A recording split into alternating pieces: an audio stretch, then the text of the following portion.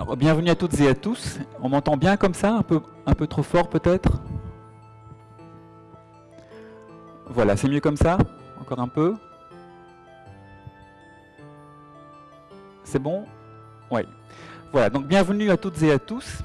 Alors on est vraiment content de vous accueillir pour cette première conférence du cycle Univers 2013-2014. Je pense qu'il y a un petit souci de micro. Alain, il n'y a pas de... Tout va bien? Voilà, on va juste affiner les petits réglages et puis c'est parti, désolé. Voilà, dans ces cas-là, on va essayer de meubler. La famille va bien.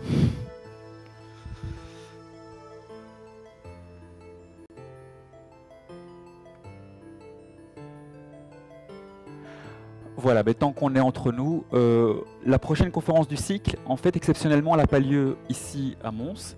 Elle a lieu la semaine prochaine à Charleroi, donc le 5 novembre, sur le campus de l'UMons. Et c'est notre ami Claude Semet qui est dans la salle qui va nous parler des voyages dans le temps. Donc je peux que vous conseiller d'aller voir cet exposé, il est à 18h30. La seule chose, c'est que comme le nombre de places est limité, il faut réserver. Voilà, j'enverrai un mail à la mailing list demain. Voilà.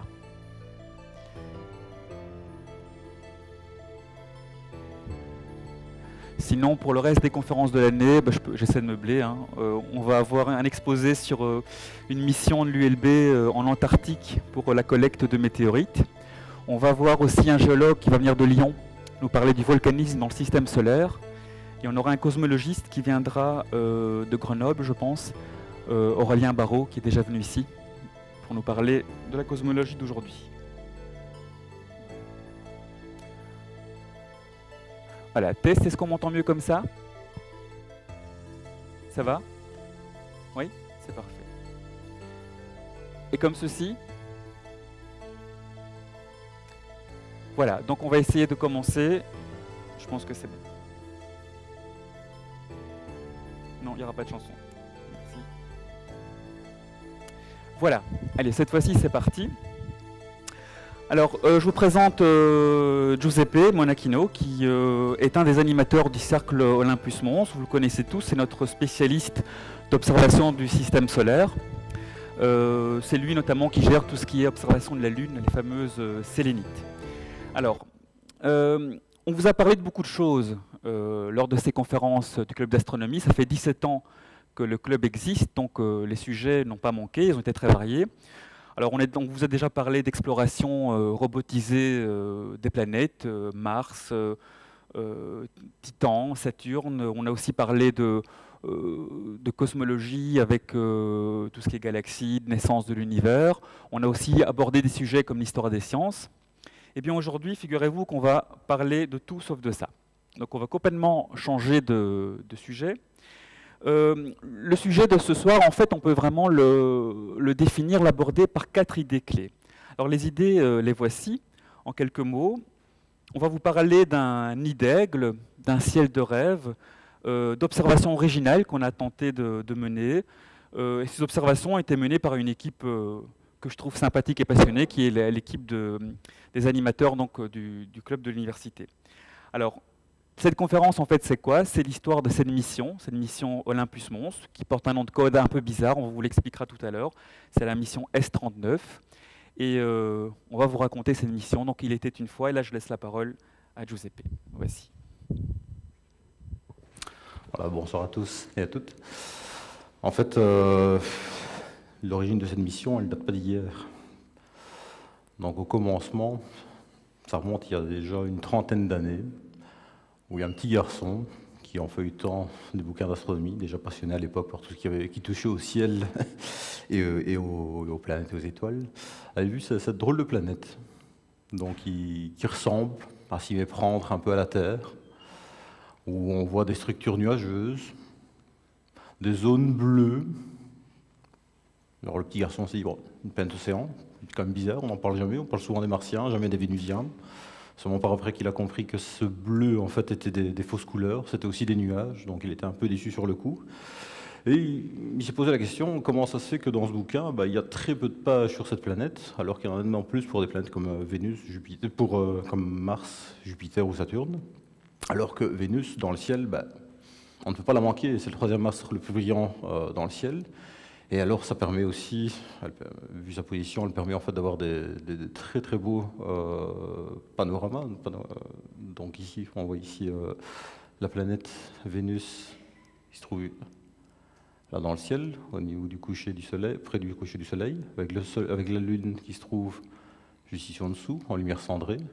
Alors l'étoile du Berger, fausse domination, étant donné qu'il s'agit bel et bien d'une planète. Alors, là, on a encore ici une autre vision donc, de la planète à proximité de la Lune. Alors, vu au télescope et aux jumelles, la planète ne présente que peu d'intérêt.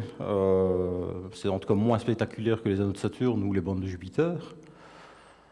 Donc, vu à travers ces instruments, la planète se présente sous forme d'astre gibbeux, qui présente de temps en temps un quartier, de temps en temps un croissant. On se rend compte aussi que son diamètre varie au fur et à mesure, je veux dire, de sa progression autour du Soleil.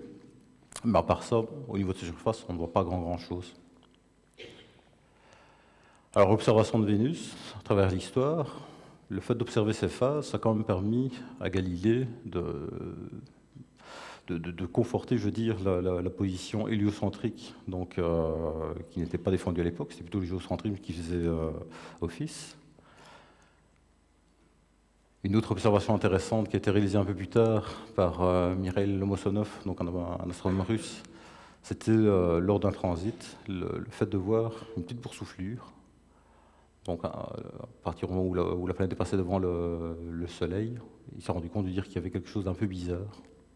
Donc ce qu'on voit sur le disque en question, donc je peux avoir ceci. Oui.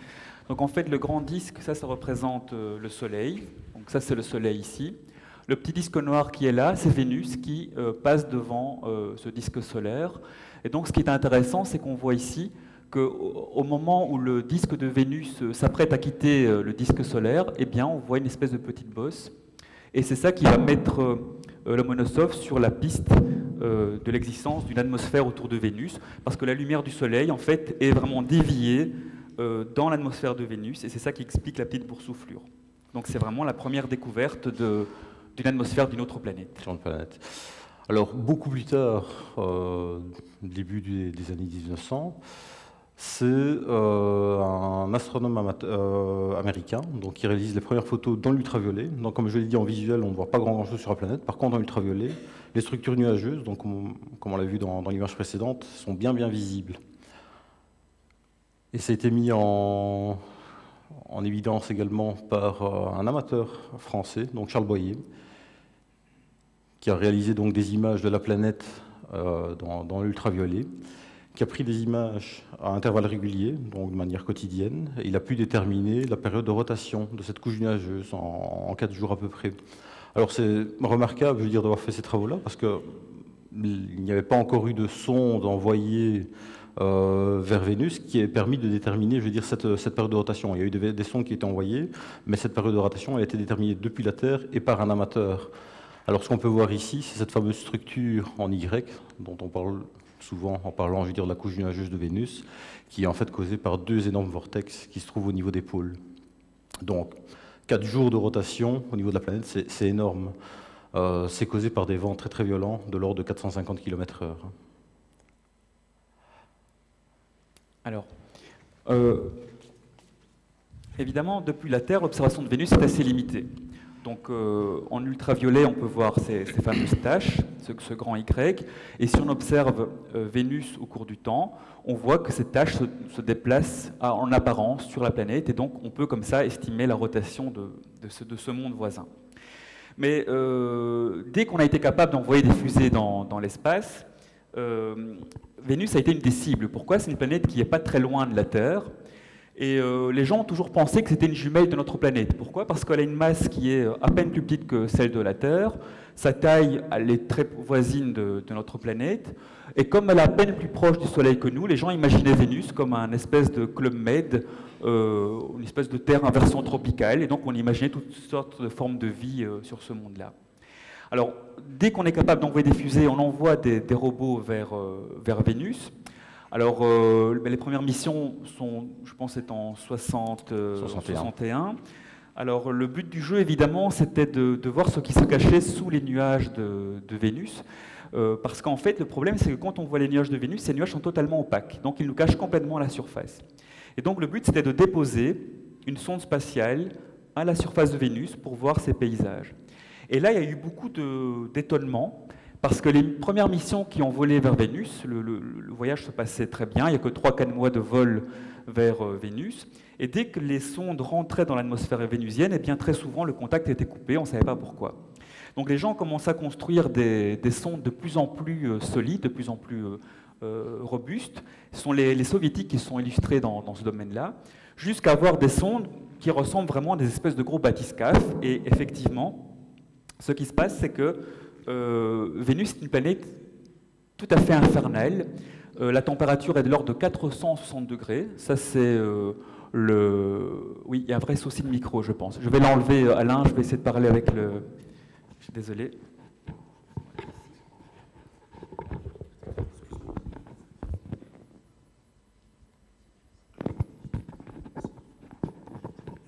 Voilà. C'est mieux comme ça? Je suis désolé. Voilà. Je pense qu'il n'y a plus de soucis, ça ne va plus sauter. Je pense que c'est bon. On y va comme ça. Voilà. Donc, à la base, on pense que Vénus est une planète un peu paradisiaque, et puis on se rend compte que sa température est de l'ordre de 480 degrés. La nuit, il fait un peu plus frais, 460. Alors, on a des vents, comme disait Giuseppe, assez épouvantables. L'atmosphère est extrêmement dense. En fait, pour les derniers mètres que doivent parcourir les sondes pour atterrir, il n'y a même pas besoin de parachute. C'est comme si vous laissiez tomber votre vaisseau spatial dans un système un peu huileux, comme ça, très visqueux. Alors heureusement, sur Vénus, il pleut. Mais il ne pleut pas de l'eau, il pleut de l'acide sulfurique. Voilà. Donc ça, c'est vraiment une planète tout à fait particulière. Il fait tellement chaud que les gouttes d'acide sulfurique, en fait, n'atteignent même pas le sol, elles s'évaporent avant. Donc un monde tout à fait étonnant. Et la découverte que les Russes vont faire, parce qu'il y a des sondes qui vont résister quand même à cet enfer, ne fût-ce que quelques heures, ils vont se rendre compte que ce qui crée ces conditions épouvantables, c'est la présence de centaines de milliers de volcans. On estime à près de 500 000 volcans qui ont plus d'1 kilomètre de diamètre sur Vénus.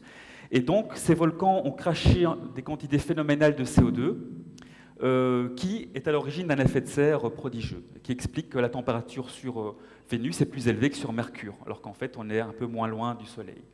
Voilà, donc nous, on ne va pas rentrer dans une conférence sur Vénus, là n'est pas l'objet de l'exposé. Sachez simplement qu'actuellement, donc les Russes ont vraiment déposé quelques sondes à la surface de la planète. Les Américains, eux, l'ont étudié par radar. Donc la sonde américaine Magellan a tourné autour de la planète et elle a cartographié la planète avec des ondes radar. Donc on connaît comme ça tous les grands reliefs de la planète. Et actuellement, il y a une mission européenne qui étudie son atmosphère. Alors là, il y a une mission chinoise ou japonaise qui est en perdition actuellement, qu'on espère récupérer. Donc voilà l'état de l'art dans le domaine de l'exploration de Vénus. Alors, en 2 mots, c'est une planète qui ressemble à la Terre, et ce caractère particulier qui va nous intéresser, nous, c'est que son atmosphère extérieure tourne d'un bloc à très très grande vitesse, indépendamment de la rotation du sol. Donc le sol tourne très lentement, et l'atmosphère est en super rotation, elle fait un tour de la planète en 4 jours. Donc ce qu'on voit, nous, depuis la Terre, quand on arrive à avoir des détails en ultraviolet sur Vénus, c'est vraiment la haute atmosphère qui est en rotation extrêmement rapide. Personne ne peut vous expliquer pourquoi cette atmosphère est en super rotation comme ça. Vénus est un grand mystère. Malheureusement, elle n'est pas explorée comme les Mars. Je ne sais pas si vous vous souvenez, il y a 2 ans, on a eu un spécialiste de Vénus qui est venu ici, et qui nous disait que Vénus était un peu moins sexy pour les financeurs et que malheureusement on l'étudie un peu moins. Voilà. Je vais revenir sur la dia précédente parce qu'il y a quand même une information importante. Donc juste ici en dessous, la plupart des planètes, enfin les planètes de dire qui sont situées au-delà de Mars y compris, sont visibles de manière régulière. Donc on parle d'opposition pour ces planètes. Elle se déroule à peu près tous les 2 ans pour Mars, et de manière plus ou moins annuelle pour les autres. Pour Vénus, par contre, on ne parle pas d'opposition, étant donné qu'elle est située entre le Soleil et la Terre, mais il y a des périodes d'observation plus favorables que d'autres. En fait, elle est visible quasiment tout le temps, tout au long de l'année, sauf quand elle passe derrière ou devant le Soleil, enfin, ou entre le Soleil et la Terre. Et les 2 meilleures périodes d'observation, c'est-à-dire là où elle est située assez haute dans le ciel et où son élongation est maximale, donc où elle est vraiment éloignée du Soleil, se situe en 2012, donc c'était au printemps et en automne, et alors en 2015, ce sera au printemps aussi. Il va s'en passer des choses en 2015. Oui. Ok. Donc voilà. Donc en septembre 2010, on s'est dit pourquoi pas ne pas profiter, je veux dire, des meilleurs passages, dans le ciel, je veux dire, de Vénus, pour essayer de faire un peu de science amateur, je veux dire, sur la planète. Donc voir un peu qu'est-ce qu'on pourrait faire comme étude dessus. Un des objectifs, ce serait de voir Vénus tourner, ou plus précisément voir son atmosphère tourner. Du moins dans l'infrarouge. On a vu que Charles Boyer avait fait les travaux dans l'ultraviolet. Donc là, on connaît la période de rotation de cette couche nuageuse. 4 jours, même si les vitesses, je veux dire, la sonde Vénus Express a montré que ça a accéléré un peu depuis quelques années. Mais par contre, dans l'infrarouge, on n'a pas vraiment de mesures fiables de ce côté-là. Donc il fallait vraiment choisir le bon moment pour essayer de faire des mesures là-dessus. Alors, ce n'est pas quelque chose de tout nouveau. Il y a une équipe italienne qui avait fait des études là-dessus en 2010. D'autres amateurs s'y sont cassés les dents, passez-moi l'expression, parce qu'en fait, on n'a pas vraiment des valeurs fiables. Les valeurs varient entre 3 et 10 jours. Donc, on n'a pas vraiment quelque chose de bien précis, comme peut l'être, je veux dire, la vitesse de la rotation des nuages dans l'ultraviolet. Donc, on avait vraiment une piste à investiguer là-dessus. Alors, Charles Boyer, donc, comme je l'ai dit précédemment, lui avait fait des photos de la planète au jour le jour. Malheureusement, c'est ce que les autres amateurs avaient utilisé comme méthode, et on s'est rendu compte que ça n'allait pas, parce qu'en fait, les structures nuageuses varient au cours du temps. Et si vous voulez faire coïncider des images prises à intervalles journaliers, ça ne va pas, parce que les structures ne sont pas les mêmes, et vous n'avez pas la possibilité, je veux dire, d'avoir une mesure bien précise. Donc, on s'est dit, pourquoi pas essayer une nouvelle méthode, suivre la planète, mais sur une journée, donc à intervalles de temps réguliers, toutes les demi-heures, toutes les heures, et voir un peu quelle est la vitesse de déplacement des détails nuageux. Alors on s'est dit, pourquoi prendre le risque de faire ça en Belgique, avec la météo qu'on a, avec les petits instruments que nous avons. Donc on s'est dit, pourquoi pas tenter l'aventure d'une mission dans un site mythique, le Pic du Midi, dans les Pyrénées. Donc mythique, parce que c'est en fait depuis à peu près une septantaine d'années. Je veux dire, le site a permis de faire énormément d'images planétaires d'excellente qualité. Pardon. En fait, le site est situé en altitude, sous un ciel très stable. Donc on se dit, pourquoi pas. D'autant plus qu'en fait, il y a un instrument, un télescope Newton de 60 cm, mis à la disposition des amateurs. Donc ils le désirent, ceux qui le désirent, je veux dire, peuvent demander à faire une mission sur place. Pour ça, je veux dire, il suffit d'introduire une candidature, où 3 personnes, je veux dire, peuvent utiliser un instrument à leur guise. Malheureusement, ce n'est pas aussi simple que ça, parce qu'en fait, le Newton mis à disposition des amateurs au Pic du Midi n'est pas vraiment idéal pour l'acquisition des images planétaires. Pour faire du ciel profond, bon là, il n'y a pas de souci, mais pour une planète, je veux dire, ce n'est pas une configuration optimale. Alors, il y a bel et bien un télescope de 1 mètre avec lequel, je veux dire, les professionnels ont réalisé et réalisent encore d'excellentes images, mais il n'est malheureusement pas accessible aux amateurs, à part quelques privilégiés. Et alors, le point le plus négatif, c'est que l'ascension se fait en téléphérique. Donc, on est fortement tributaire de la météo pour monter et surtout pour redescendre. Alors, dans la selle, il y a l'ami Joël qui a eu une mésaventure au Pic du Midi il y a quelques années, 2 fois. Donc il est parti 2 fois en mission et les 2 fois, les conditions météo étaient catastrophiques et donc il n'a jamais pu monter. Donc c'est vraiment un site difficile d'accès. Alors on se dit, on ne va pas baisser les bras, et pourquoi pas une mission observatoire de Saint-Véran. Alors le Pic du Midi, dans les Pyrénées, Saint-Véran, de l'autre côté, dans les Alpes. Voilà une photo du site. Donc au Pic du Château-Renard. Donc en fait, c'est un site géré par une association, Astroquera, dont on parlera par après.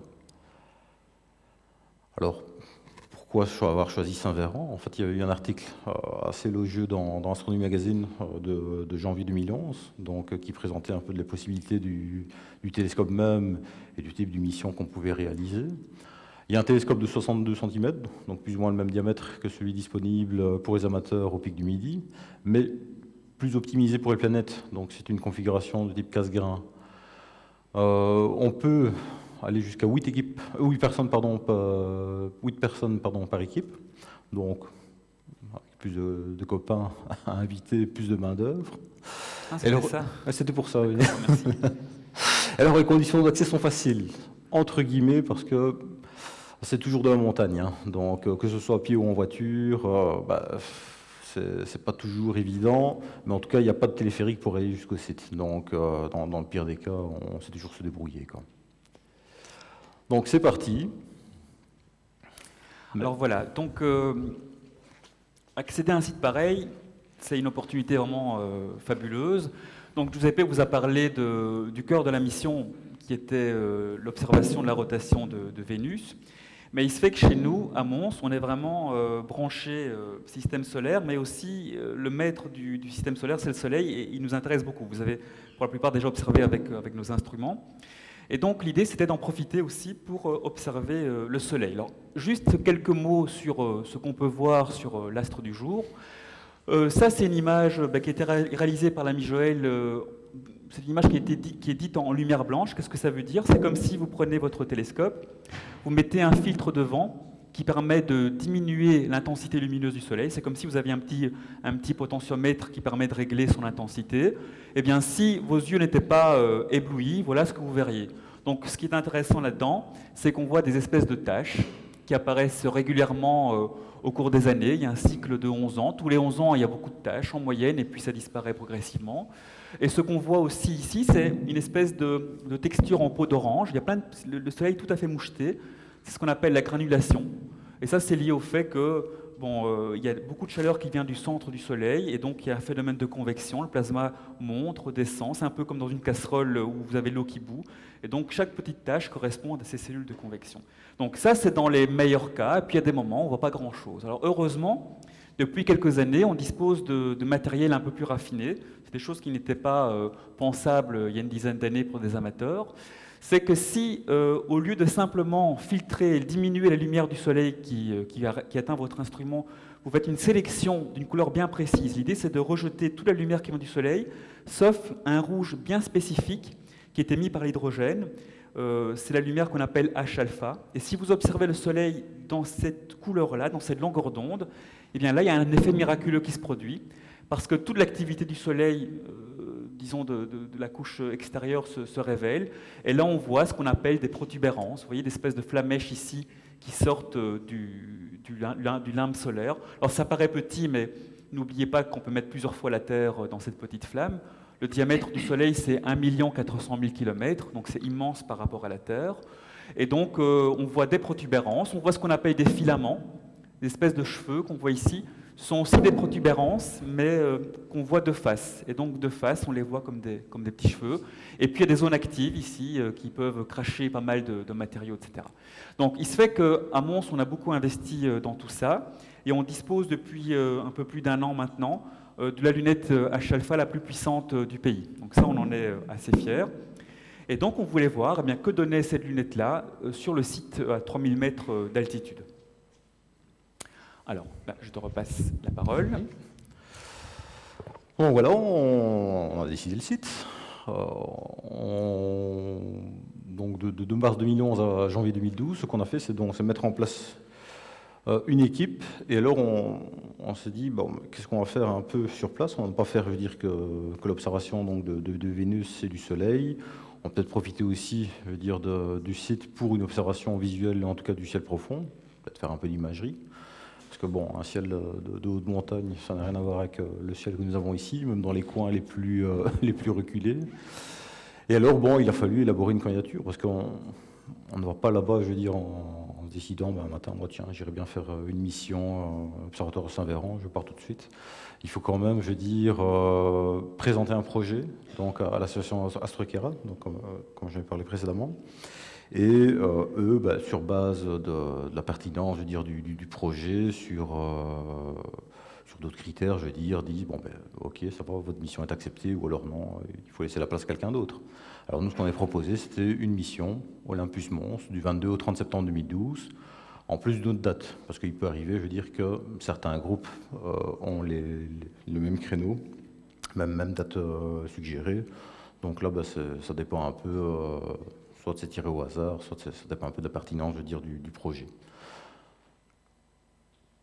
Alors, le programme proposé, c'était donc, comme je l'ai dit, l'observation en ultraviolet et en infrarouge en longue durée sur une même journée de Vénus, pour mettre en évidence la rotation des nuages, donc en réalisant des animations, et par la suite déterminer la période de rotation, donc des couches nuageuses. Le suivi solaire en H-alpha, et alors la transmission des données en direct à l'Observatoire de Belgique. Voilà, alors là je vais ajouter juste un mot. Donc vous vous souvenez, il y a un an ou deux, on a reçu ici Frédéric Klett, qui est le patron du département de physique solaire à l'Observatoire de Belgique. C'est quelqu'un d'extrêmement, non seulement compétent, mais très sympa. Et donc en fait, il a accepté de nous coacher pour cette mission. Et donc, il y a eu tout un travail préparatoire, notamment avec Joël, en disant, voilà, vous allez observer le Soleil pendant une semaine.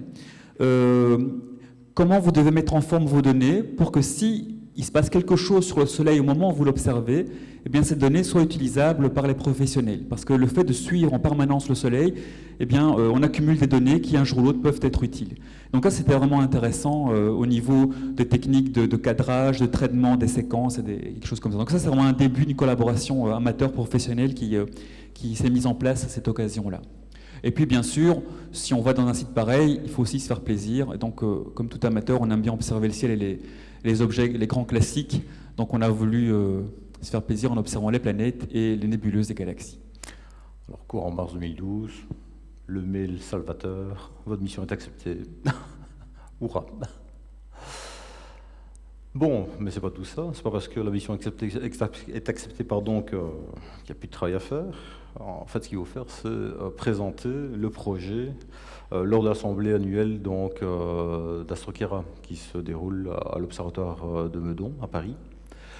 Alors ne vous faites pas avoir, hein. Donc, on voit ce bâtiment qui est le bâtiment historique de l'Observatoire, qui a été fondé, je pense, par Jean-Dominique Cassini. Alors, notre réunion, elle n'avait pas lieu dans ça, mais dans un bâtiment pourri qui est à côté. Mais on était dans ce domaine qui nous a toujours fait rêver. C'était assez... rêve de gosse. C'était un rêve d'enfant, oui. Donc, enfin, comme je disais, donc, présenter en quelques minutes, voilà, ce que nous aimerions bien faire comme type de manipulation sur place. Et ça permet aussi, je veux dire, d'avoir un échange avec les autres groupes, un échange d'idées, c'est très très sympathique. Alors, ce qu'on va faire, bon, on sait que la mission est acceptée, on sait quel est notre projet, mais il faut évidemment faire des tests au préalable pour voir si ce qu'on a prévu de faire tient la route. Donc pour Vénus, ce que j'ai fait, c'était réaliser donc des séries d'animations avec un petit télescope en ultraviolet et fait la démarche donc, de calcul de la vitesse de rotation dans cette longueur d'onde-là. J'arrive plus ou moins à 4 jours.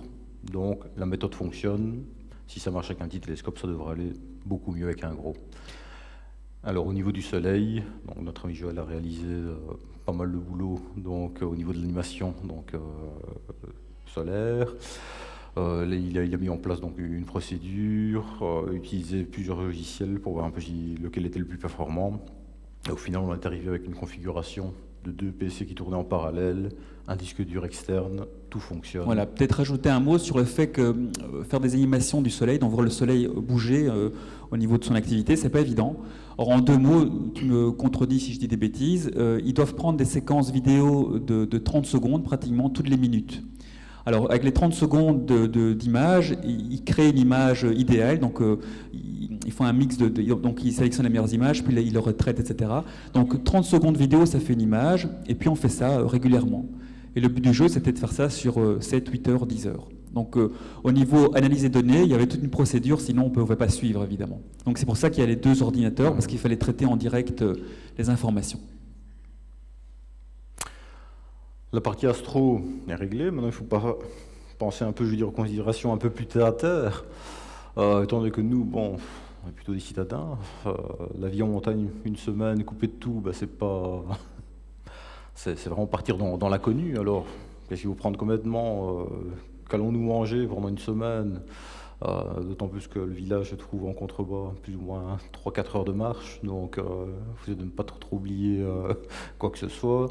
Le voyage aussi, comment l'organiser, les courses, donc bon, ça a été, je veux dire, pas mal d'échanges entre nous, savoir un peu comment s'organiser, mais bon, très très sympathique en tout cas, ça faisait partie vraiment de l'aventure. Alors juste avant le départ aussi, étant donné que c'était notre première ascension, et que bon, on ne peut pas laisser, je veux dire, le matériel mis en place au premier venu, nous avons en fait une personne, je veux dire, qui nous a guidés dans l'apprentissage, je veux dire, de l'utilisation de la coupole, du télescope et de la vie à 3000 mètres d'altitude. Donc cette personne, c'est Dominique Ménel, donc, qui était notre gentil organisateur. Donc il nous a pas mal tuyauté juste avant, pendant et même après, on va dire, la mission, et qui a été franchement formidable avec nous. Donc on le remerciera jamais assez. Donc juste avant le départ, on s'est dit, bon ben, on va pas arriver, je veux dire, tout juste, en fait, les arrivées sur le site doivent se faire le samedi, au courant de l'après-midi. Partant de Mons, bon, ça voulait dire partir très très tôt le matin, donc on se dit, bon ben, on va partir le vendredi, passer une nuit à Briançon et repartir le lendemain, bien reposé pour entamer notre semaine de rêve. Alors, après avoir traversé toute la France, on arrive à Briançon. Donc là, on a déjà vu quelques paysages assez exceptionnels. Tous les cols du Tour de France, bien évidemment, on les voit en vrai, c'est quelque chose. Alors donc là, on passe une nuit, on se repose un peu. Et le samedi matin, l'idée, c'est qu'on fait les courses de tout ce qui est aliments frais, parce que dans la station, il n'y a pas de frigo. Donc il fait très froid, c'est un frigo, c'est un grand frigo, mais il n'y a pas de frigo vraiment pour la viande. Et donc là, on fait le plein en se disant, voilà, on va manger tout ce qui est frais les premiers jours et puis on verra bien. Alors, on a vu des phénomènes assez étonnants, totalement inattendus. Alors, vous allez comprendre pourquoi on a mis ces photos peu esthétiques de viande emballée sous vide, là, et d'un paquet de chips. En fait, le jour où on fait nos courses dans une grande surface de Briançon, on se rend compte que les 3/4 de la viande emballée a un aspect bizarre. Donc tous les emballages sont gonflés. Alors le copain Gauthier nous dit, attention les gars, il faut faire attention parce que j'ai acheté il y a quelques semaines de la viande, l'emballage était gonflé, je l'ai acheté, quand j'ai ouvert l'emballage, en fait la viande était avariée, c'est qu'elle dégazait quelque chose et c'était infâme, j'ai dû tout jeter. Donc moi j'achèterais pas ça. Puis on se dit, c'est quand même étonnant, il y a les 3/4 de la viande vendue qui est comme ça, c'est quand même une enseigne qui a bonne réputation. Ça nous semblait vraiment étonnant. Donc on essaie de choisir les paquets les moins gonflés, on les met dans le sac et puis on y va. On achète quelques paquets de chips et on quitte Briançon pour aller vers Saint-Véran qui se trouve à 1 heure de là. Et puis on commence à monter. Ça monte dans des endroits fabuleux. Moi je n'oublierai jamais le pic de l'Izoard. Là on était vraiment sur Mars ou sur la Lune. C'était un endroit étonnant. Et puis on entend une explosion dans les voitures. Alors là on a commencé à comprendre ce qui se passait. En fait les paquets de chips ont explosé. Parce que plus on montait, évidemment, plus la pression atmosphérique diminue. Et pourquoi ces viandes nous apparaissaient avec leur emballage gonflé? Ils ont été emballés à plus basse altitude, là où la pression est plus forte. Et quand vous montez, si à l'extérieur ça pousse moins que dedans, fatalement ça gonfle. Et donc les paquets de chips ont explosé. Donc on s'est dit, c'est chouette de faire de la physique vraiment appliquée tous les jours, mais du coup on n'a plus eu de chips pour les jours qu'on suit. Alors, on arrive à Saint-Véran, qui est un petit coin de paradis. C'est un village qui est classé parmi les plus beaux villages de France. Normalement, les voitures des touristes n'ont pas accès. Et nous, on était fiers parce qu'on avait un badge observatoire, donc on a pu rentrer. Alors, Saint-Véran se trouve à 2000 mètres. C'est la plus haute commune d'Europe. Et en gros, c'est une rue en épingle à cheveux, comme ça. Alors, il y a 2 églises. Il y a l'église protestante qui est en bas et l'église catholique qui est en haut. Et les gens vous racontent que quand vous discutez avec les habitants de Saint-Véran, tout de suite, rien qu'à écouter la façon dont ils parlent, on sait s'ils sont de la rue du bas, de la rue du haut. À mon avis, ils exagéraient un petit peu. Alors ce village a un magnifique slogan qu'on trouve un peu partout, c'est « Saint-Véran, là où le coq picore les étoiles ». Effectivement, quand on passe quelques jours là, on le comprend tout de suite. Alors, donc là, le village est à 2000, mais l'observatoire n'est pas là, vraiment. L'observatoire est un peu plus haut. Alors là, c'est une capture d'écran de Google Earth. Donc, qu'est-ce qu'on voit là-dessus? Vous avez Saint-Véran qui est ici, voilà. L'observatoire, il est au niveau du pic de Château-Renard, ici quelque part au niveau de 3000. Et le chemin pour accéder à l'observatoire, le voici. Alors, bon, au départ, on s'est dit, qu'est-ce qu'on fait? Ce serait quand même pas mal d'aller à pied d'ici à là. Évidemment, on n'est pas des grands sportifs, donc on se dit, on attend tellement de choses sur la montagne, est-ce que c'est pas de la folie de faire ce qu'on fait, etc.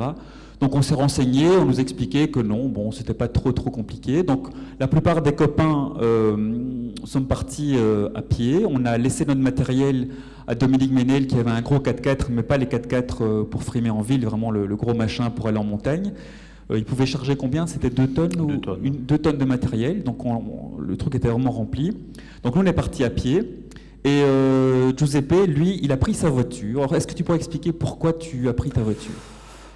En fait, j'ai pris ma voiture parce que nous sommes partis fin septembre, et les premières chutes de neige commencent normalement à tomber, je veux dire, à cette altitude-là. Donc, au cas où on avait une alerte chute de neige, on pouvait remplir le matériel et dans le 4x4 de Dominique et une partie dans ma voiture, et alors redescendre tous ensemble plutôt que de descendre, dire à pied pour une certaine partie, quoi. Malheureusement, l'accès à l'époque était chaotique. Chaotique parce qu'en fait c'est tout un chemin empierré, donc déjà c'est pas top, mais en plus de ça, avec les pluies et les orages violents qu'il y a dans la région, il y a eu énormément de ravines qui se sont créées. Donc l'accession en voiture, ça m'a pris plus ou moins 1 heure.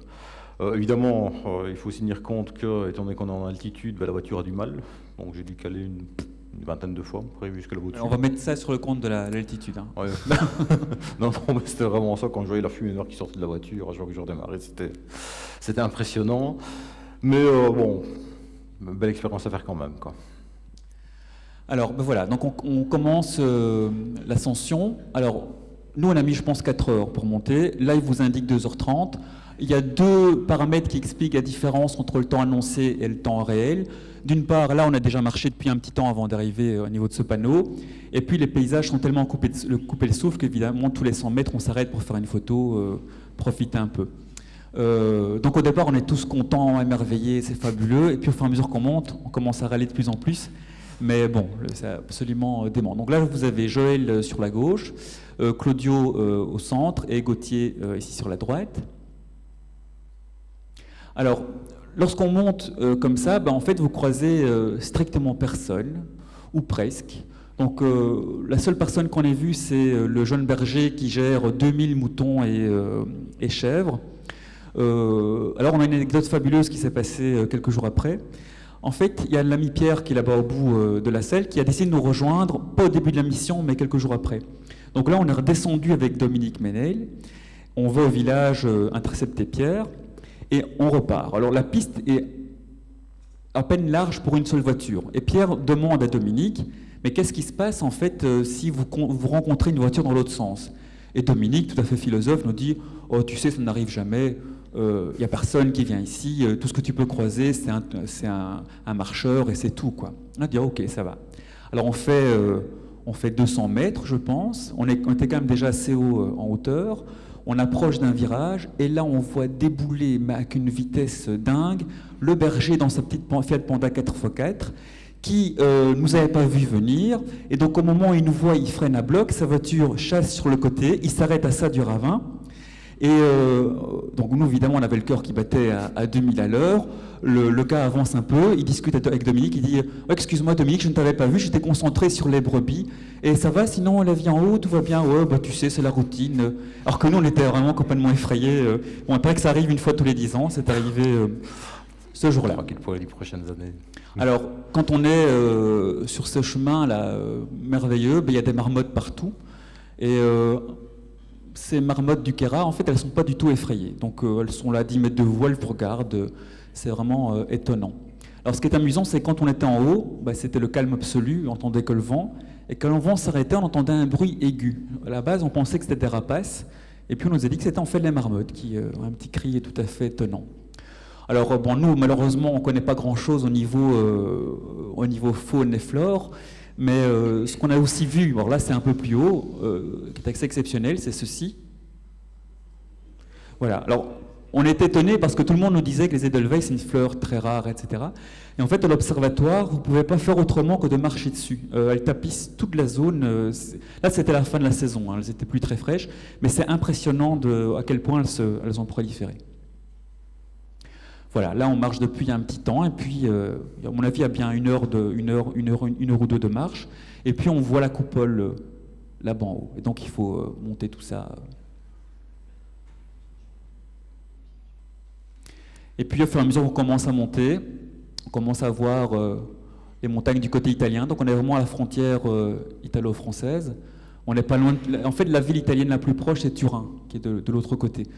D'ailleurs, le ciel est absolument parfait, mais quand il y a un peu de diffusion de poussière, le seul petit halo de pollution lumineuse qu'on devine à peine, c'est celui de Turin, dans cette direction-là.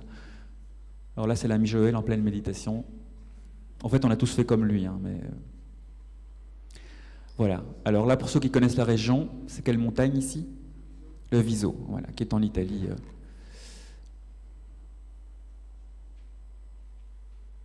Et on arrive tout doucement à ce fameux Eldorado, donc l'observatoire du pic de Château-Renard. Alors, quand on est arrivé, on était complètement épuisé. Alors, vous savez tous comment ça se passe dans ce genre de marche. Comme je le disais, on est courageux, on avance, etc. Et puis on est complètement épuisé, on a mal partout. Et puis on se dit, allez, courage, après le virage, on y est, quoi. Donc on prend le virage, et là, on est complètement démoralisé parce qu'on se rend compte qu'on fait des virages, il y en a encore 50 à faire, et ça finit jamais, quoi. C'est assez impressionnant. Donc on arrive finalement à l'observatoire, et là, on fait une rencontre tout à fait sympa. Donc cette photo-ci, c'est une vraie photo, c'est pas un montage, hein. Donc c'est une photo pour laquelle on a posé quelques secondes, à mon avis 20 à 30 secondes. Et vous voyez, on a l'équipe montoise qui est en fait avec l'équipe qui nous a précédés, qui est une équipe d'Anvers. On a trouvé ça très sympa parce qu'au niveau politique, évidemment, c'est un peu particulier. Alors il y a une belle tradition à Saint-Véran qui est qu'une mission commence le dimanche jusque la nuit du samedi au dimanche suivant. Et le samedi, il y a la nouvelle équipe qui vient. Et donc, pendant une journée et une nuit, les deux équipes se croisent. Et donc, nous, on est accueillis par les Anversois, et la tradition veut que l'équipe haute, en fait, prépare le repas pour ceux qui viennent d'arriver. Donc, ils nous ont fourni un super petit repas, c'était vraiment super sympa.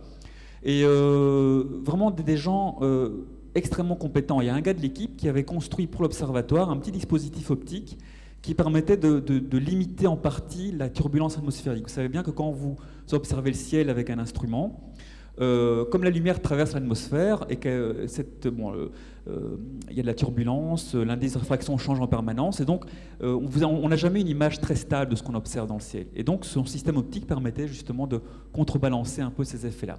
Donc tout se passe super bien avec les Anversois, et donc normalement, une semaine après, c'était nous qui devions accueillir l'équipe suivante. Parce que finalement... Ouais, ils ont dû annuler leur mission, parce que bon, il y avait des prévisions météo qui n'étaient pas optimales, et pour finir, je pense qu'ils l'ont bien regretté, parce qu'ils ont eu un ciel nettement meilleur que le nôtre. Nous, le ciel, en point de vue météo, c'était pas tout à fait ça. Alors, voici une photo prise au petit matin, donc on est un petit peu plus haut que l'observatoire. Qu'est-ce qu'on voit ici? En fait, on voit essentiellement deux choses. Il y a la coupole historique, on va en dire un mot dans quelques instants. Ça, c'est la grande coupole dans laquelle se trouve l'instrument qui explique la raison pour laquelle on est parti là observer Vénus. Vous avez ici une petite coupole qui est beaucoup plus récente. Donc ça, c'est une coupole du commerce, elle n'a pas le prestige de celle-ci. Et là, vous avez un instrument qui est installé à demeure, mais on peut venir avec notre propre matériel et l'installer en plus sur la monture, qui est une vraie machine de guerre. Et puis on voit ici les panneaux solaires qui permettent d'alimenter la station en courant électrique. Ça, on y reviendra. En fait, c'est la plus haute station photovoltaïque d'Europe. C'est un peu la vitrine d'EDF en France. Alors, ça, c'est le genre de paysage qu'on voyait de là-haut. Alors, le gars avec le bonnet, ça, c'est moi. Et cette photo a une histoire parce que l'observatoire, il n'est pas tout à fait au niveau du pic de Château-Renard. On est un petit peu plus bas. Mais il se fait que moi, je ne suis pas du tout un courageux dans ces machins-là. Donc, quand je vois un ravin, j'ai des jambes qui commencent à trembler. Et donc, je voyais le pic qui était là-haut. Je me disais bien que la vue devait être très belle, mais je dis, ça, c'est pas pour moi. On va essayer d'avoir un peu plus d'assurance. Donc, tous les copains m'ont harcelé pendant 3 jours en me disant, il faut que tu montes, il faut que tu montes. Alors, j'ai les ai maudits parce que c'était effrayant. Là, je pense que ça tombe à pic sur 1000 mètres. Enfin, fantastique en fait. Et donc ils ont photographié ma descente tout à fait assurée pour retourner à la base. Alors les vues sont prodigieuses hein, ici. En fait on a vraiment l'impression, on sait qu'on est sur Terre, mais on a l'impression d'être sur une autre planète. Alors on a tous observé la Lune au télescope. Ben, quand on observe la Lune au télescope, finalement on a l'impression de voir les paysages du Queyras. À part qu'ici on a de la vie en plus. Donc là c'est la grande coupole qui se cache derrière tout ça. Alors vous voyez, si je reviens ici, la coupole historique, elle est caractérisée par des hublots qu'on voit ici. Donc si maintenant vous êtes dans la coupole et que vous observez au travers des hublots, vous avez l'impression d'être dans le Nautilus, parce qu'en plus la coupole, vous allez voir, date du 19e, vous avez l'impression d'être dans le Nautilus en train de visiter la Lune. C'est vraiment une impression tout à fait étrange, c'est quelque chose de prodigieux. Alors on a une mission aussi autre qu'astronomique quand on est là-haut, c'est qu'on s'engage moralement à accueillir tous les visiteurs. Alors ça veut dire quoi les visiteurs? En fait quand la journée est belle, on peut croiser des dizaines et des dizaines de randonneurs. Il se fait que nous on a une météo un peu pourrie malheureusement, et donc on n'en a pas vu beaucoup. Alors, quand les quelques courageux arrivent, on est autorisé à leur faire visiter les installations et à leur vendre la petite carte postale au profit de l'association. Et c'est intéressant parce qu'on a croisé des gens qui venaient vraiment de partout. Alors pour eux, c'est prodigieux parce que c'est un privilège d'accéder à l'observatoire. Nous, ça fait du bien de voir des êtres vivants autres que les copains avec qui on est depuis quelques jours. C'est très enrichissant. On a vraiment un magnifique souvenir. Voilà, les vues changent en permanence. Là, c'était au petit matin avec Ça change en permanence, mais de manière très très très rapide. Oui, on peut très bien avoir une période de beau temps, ciel bien dégagé, et quelques minutes après avoir des nuages qui arrivent. On a eu quelques orages lors de notre séjour. Ça vient très très vite, très très vite. D'ailleurs, il y a une procédure particulière à suivre pour la sécurité donc du bâtiment même. Donc, certaines prises à débrancher dans un certain ordre, mais tout le monde doit s'y mettre parce qu'il faut vraiment y aller dans les minutes qui suivent, quoi. Oui, parce qu'en fait, il y a eu des mésaventures dans l'émission il y a quelques années. Les gens travaillent avec des caméras CCD, des ordinateurs, etc. Et puis subitement, on voit un nuage au loin et les gens disent bon, on a le temps. Et puis, ils n'ont pas le temps de se rendre compte, l'orage est déjà là, ça pète, et là, tout ce qui est électronique a rendu l'âme. Donc, toutes les données accumulées sont perdues. Donc, depuis, tout a été un petit peu optimisé au niveau sécurité électrique, mais il y a cette procédure à suivre. Alors, nous, on a une chance exceptionnelle, c'est que sur tout l'été, je pense qu'ils ont déclenché l'alerte 2 fois, et nous, on l'a fait 4 fois en 3 jours. Quoi. Donc, c'était... maintenant, tu connais bien ce que... Je sais pas été chef d'émission, il connaît vraiment bien le système là-bas. Alors... Être à cet endroit-là, c'est exceptionnel aussi parce que vous avez un tas de phénomènes qu'on voit dans les bouquins, phénomènes optiques dans l'atmosphère, qui sont un peu votre quotidien. Il suffit d'ouvrir les yeux, d'être un peu sensibilisé. Alors pour ceux qui connaissent, il y a un truc tout à fait particulier qu'on voit sur cette photo-là. Alors qu'est-ce qu'on voit? Silence radio. On ne voit pas à côté. Hein. Donc, pardon, vous dites? Non, c'est pas ça.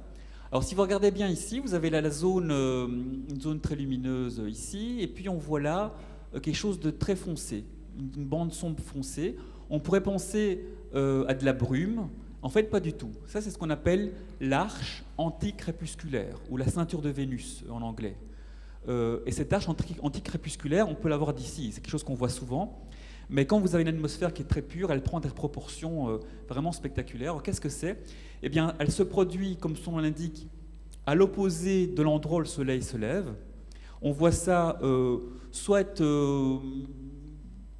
un petit temps avant que le soleil se lève, ou si c'est au coucher, c'est un peu de temps après le coucher. Et en fait, qu'est-ce que c'est? Vous devez imaginer le soleil qui est vers nous, il est en dessous de l'horizon, il éclaire la Terre, mais du coup, il y a de l'ombre parce qu'il est sous l'horizon. Eh bien, ça c'est l'ombre de la Terre projetée sur l'atmosphère terrestre. Donc ce phénomène-là se développe sur 20 minutes. Vous voyez cette bande un peu plus foncée, puis elle s'élargit, elle devient de plus en plus sombre. Elle peut avoir des couleurs quasi mauve-violet, c'est très très beau. Et puis, paf, ça augmente et ça se dilue complètement. Mais donc là, c'est vraiment quelque chose d'extraordinaire. Mais la photo ne rend pas à quel point c'est beau. Voilà, puis toutes sortes de vues.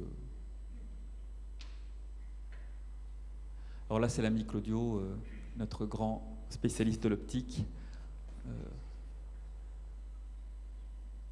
Alors, évidemment...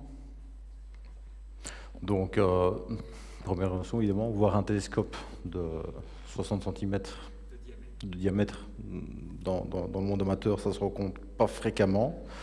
Donc c'est enfin, on verra dans d'autres photographies où on est juste à côté, c'est quand même assez impressionnant. Et ce qui est tout autant, c'est la coupole qui abrite le télescope, une coupole fabriquée par les ateliers Eiffel, donc qui était située sur le site de l'Observatoire de Paris. Donc on voit ici une image. Oui. Alors ce qu'on voit ici, en fait, c'est une vieille carte postale de l'Observatoire de Paris. On voit que cet observatoire, en fait, il a deux coupoles. Et puis si on prend une photo d'aujourd'hui, on a ça. Alors évidemment, jeu de la différence, ben, celle-là est partie à Saint-Véran. Alors comment elle se retrouve à Saint-Véran? C'est une histoire vraiment étonnante. L'idée, c'est que, vous savez tous que pendant le XXe siècle, le plus grand télescope du monde, ou presque, on va dire presque le plus grand, c'est le télescope Hale au Mont Palomar, donc avec 5 mètres de diamètre. Et donc à la sortie de la guerre, les Français ont voulu avoir un télescope très gros. Alors pas 5 mètres, mais ils ont voulu avoir un télescope de 3,6 mètres de diamètre. Donc c'est absolument monstrueux. Et donc il fallait trouver un site pour accueillir ce télescope. Alors les astronomes français vont patrouiller dans toutes les terres qui appartiennent à la France pour trouver le meilleur site. Alors qu'est-ce que ça veut dire meilleur site? C'est un site où il y a le plus de nuit possible dégagée. Il faut que l'atmosphère soit particulièrement stable. C'est pas parce que vous avez un endroit où il fait souvent ensoleillé que c'est bon pour observer le ciel. Il faut qu'il n'y ait pas trop de turbulences. Et donc pendant des années, ils ont comme ça exploré la France elle-même, les Pyrénées, les Alpes, la Corse, etc. Et il se fait qu'au bout de cette longue enquête, qui demandait du temps, hein, quand ils allaient à un endroit, mais fatalement il fallait s'installer, passer du temps, etc. Au bout de cette étude, on s'est rendu compte que le plus bel endroit pour faire de l'astronomie de pointe au niveau ciel, eh bien, c'était le pic qui avait au-dessus du village de Saint-Véran. Alors, le télescope est construit, le voici, donc télescope de 3,6 mètres de diamètre, mais il y a un problème, c'est que ce télescope-là, il n'a jamais été installé à Saint-Véran. Voici où il est. Ça, c'est le Canada-France-Hawaii Telescope. On est sur un des volcans éteints d'Hawaï à 4200 mètres d'altitude. Donc l'idée, c'est que le télescope qui devait être installé à Saint-Véran, comme il commençait à coûter très cher, les Français ont revu leur plan et ils ont fait appel à une collaboration internationale pour aller de l'avant avec le projet. Et donc ce télescope fonctionne toujours. Maintenant, il est équipé de toutes les optiques les plus pointues et donc il est à Hawaï. Mais les astronomes français se disent c'est quand même dommage, on a investi beaucoup de temps pour découvrir ce site de Saint-Véran. C'est dommage de rien faire. Et donc, c'est à ce moment-là que les Français décident de quand même installer cette coupole et d'y mettre un coronographe. Alors, un coronographe, qu'est-ce que c'est? C'est un instrument qui cache en quelque sorte le disque du Soleil et qui vous permet de voir l'atmosphère étendue du Soleil, donc les gaz qui est autour du Soleil, comme on le voit nous habituellement. Donc là, on est dans les années 70. Et puis voilà, on arrive tout doucement dans les... Mais donc tout ce télescope demande une grosse infrastructure. Il faut le refroidir avec de l'azote liquide. Donc au départ, on essaie de produire l'azote sur place et puis on va l'amener en bonbonne, etc. On arrive dans les débuts des années 80 et l'astronomie solaire, eh bien en fait, elle tombe en désuétude parce qu'on commence à avoir des gros télescopes spatiaux qui font mieux que ce qu'on fait sur Terre. Et donc là, nouveau rebondissement, le site de Saint-Véran, ben, il est sur le point d'être abandonné.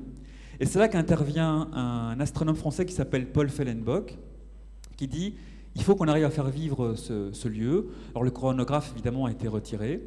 Et il se dit la solution, c'est de créer une association qui va mêler amateurs et professionnels pour que ce site vive. Alors plus pour faire des choses pointues de la recherche scientifique pure et dure, mais pour que des amateurs un peu éclairés puissent en profiter. Et donc cette association qui s'appelle AstroQuera, parce qu'évidemment Saint-Véran c'est dans le parc naturel du Queyras, dans son conseil d'administration, il y a des pros de l'Observatoire de Paris. Et c'est pour ça que tout ce qui est assemblée générale se fait là-bas à Meudon. Alors voici une photo qu'on a prise de nuit lors de notre mission. Vous voyez par exemple ceci, Ça, c'est l'espèce de petite roulotte dans laquelle dort l'ami Dominique. Eh bien, c'est la roulotte qui avait été installée à l'époque des explorations des astronomes et qui est restée là, en fait. Et donc, ce sont les villageois qui, sans aucune autorisation officielle, c'était une époque où tout se faisait en tapant dans la main, eh bien, ils ont dit, OK, on vous fait un chemin pour monter et vous mettez votre télescope. Il n'y a aucun acte notarié, rien. C'est absolument hallucinant. Aujourd'hui, ce ne serait plus possible de faire ça.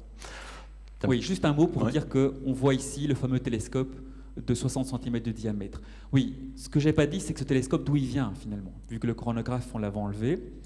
Eh bien, Paul Fehlenbock, en discutant avec ses collègues, s'est rendu compte que les Français, enfin, l'Observatoire de Haute-Provence, l'OHP, avait prêté à l'Observatoire de Grenade en Espagne un télescope de 60 cm qui ne servait plus et qui était mis dans les caves. Donc c'est ce télescope qui avait été prêté aux Espagnols, qui est revenu à Saint-Véran et qu'on a installé là-bas. Une petite remarque, tant qu'on voit la coupole ouverte. On a dit précédemment que c'est une coupole qui est sortie des ateliers Eiffel. Il y a eu une modernisation qui est apportée par rapport à sa structure d'origine, c'est l'ouverture. Donc l'ouverture, elle se fait de manière électrique. Par contre, la rotation se fait encore à l'ancienne, avec une manivelle. Alors il faut tourner bien longtemps pour pouvoir tourner, je veux dire, la coupole là où on veut observer. Voilà, alors voici la bête. Donc là, c'est vraiment quelque chose. Hein. Donc on reconnaît ici Giuseppe, là je pense que c'est Pierre ou Joël. Alors le télescope lui-même, en fait, c'est le grand tube qui est ici. Et ce qu'on voit là, ce sont les contrepoids. À votre avis, pourquoi on a à chaque fois des espèces de grosses sphères qui terminent la monture ici? C'est des ballons de foot. Hein. C'est vraiment la taille d'un ballon de football. Mais c'est des ballons de football. C'est des ballons de football. Ouais. En fait, c'est tout simple. C'est pour ne pas se cogner la tête et se fracasser parce que dans le noir, on ne voit pas grand-chose. Et si vous laissez le métal à vue, ça peut être très dangereux. Et donc là, on voit l'axe qui est parallèle à l'axe de la Terre, qui permet au télescope de suivre le ciel. Alors voilà, là, c'est l'ami Joël et Claudio qui sont l'oculaire. Donc, c'est un télescope qu'on peut tout à fait équiper de gros oculaires qui ont été fabriqués d'ailleurs chez Hasselt, chez Lichtenegger Optics. Mais on peut aussi mettre des caméras de toutes sortes là derrière. Pour la petite histoire, cet oculaire-là, c'est un 100 mm. Ceux qui font un peu d'astronomie amateur, ce genre d'oculaire qu'on ne croise plus de nos jours. Ouais, c'est énorme. C'est énorme. Mais pour ce type d'instrument, c'était juste, on va dire. Alors là, ce qui est amusant, c'est que bon, c'était un soir où le ciel était couvert. Donc on voit ici Dominique qui est penseur en observant la pleine lune qui est ici. On voit le gros télescope qui est là. Et puis on voit un petit télescope. Alors ça, c'est ce qu'on appelle en astronomie le chercheur. Hein. C'est le petit télescope à plus grand champ qui vous permet d'aller chercher ce que vous voulez. Mais ce qui est amusant, c'est que pour ceux qui connaissent un peu l'astro-amateur, ce télescope-là, ce viseur, c'est un Célestron 8. Et quand on a lancé le club d'astro il y a 17 ans ici à Mons, on a commencé avec quoi? Avec un Célestron 8, qu'on a toujours, qui est une super machine, mais pour vous montrer la différence de puissance entre les instruments.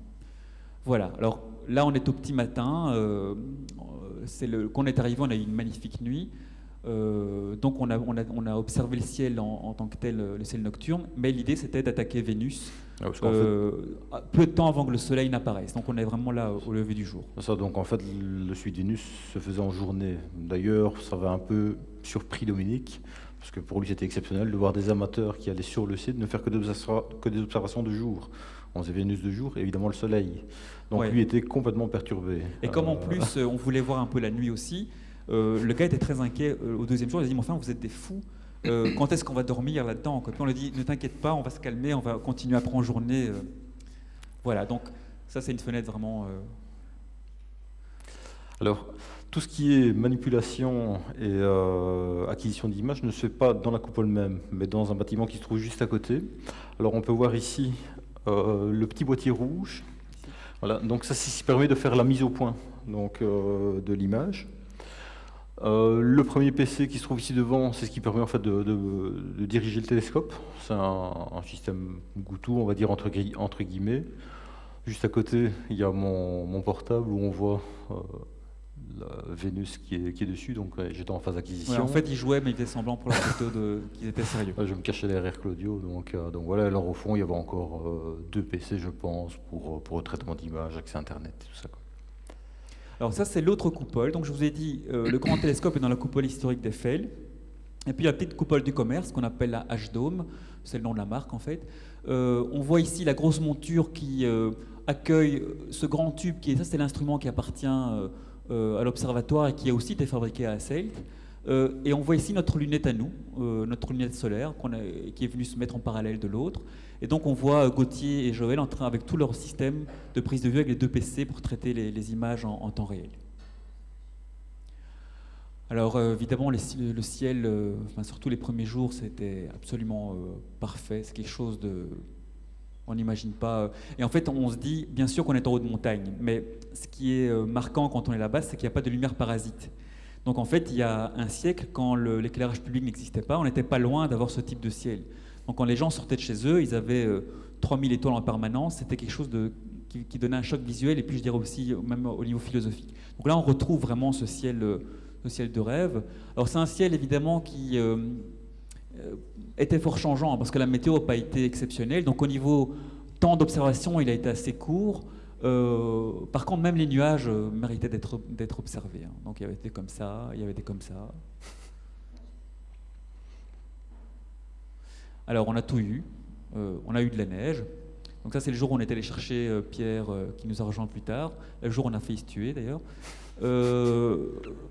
Alors, la photo suivante, donc on est allé prendre Pierre en bas, et quand on est revenu, sur la table, les copains avaient fait un petit quelque chose. Alors, je ne sais pas si vous voyez, on devine à peine.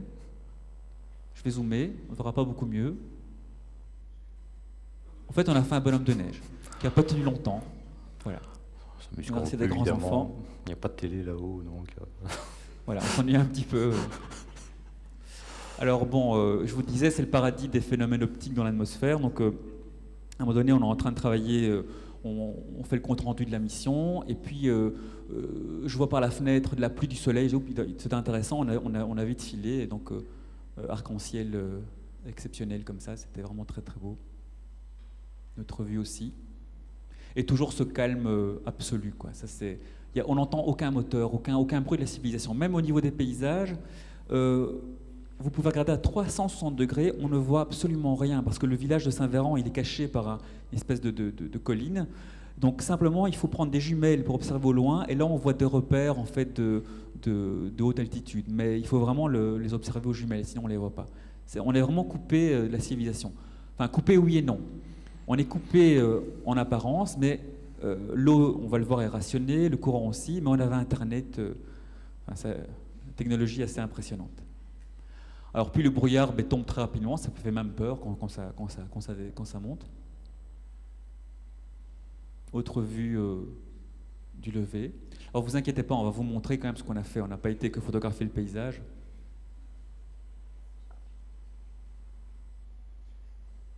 Donc Dominique connaissait le nom évidemment de chacun des pics qu'on voit là.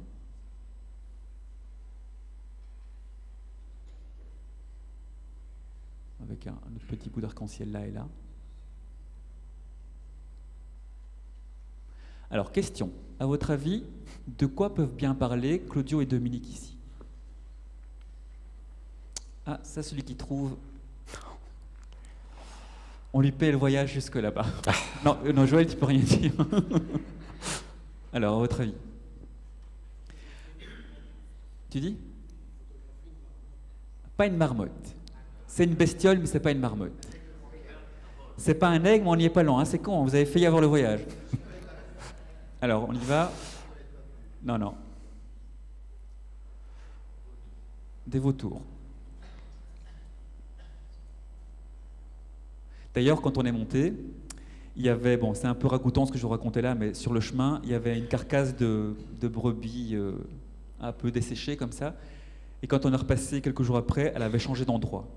Donc ça, c'est les bestioles. Alors bon, la vie, mais comment ça se passe? Voilà, donc comme je l'ai dit tout à l'heure, c'est sécurité avant tout. Hein. Donc, comme je dis, le plus important, c'est évidemment les alertes orages. Et alors bon, on fait quelque chose qui nous plaît, donc c'est de l'astronomie quasi 24 heures sur 24 pendant une semaine.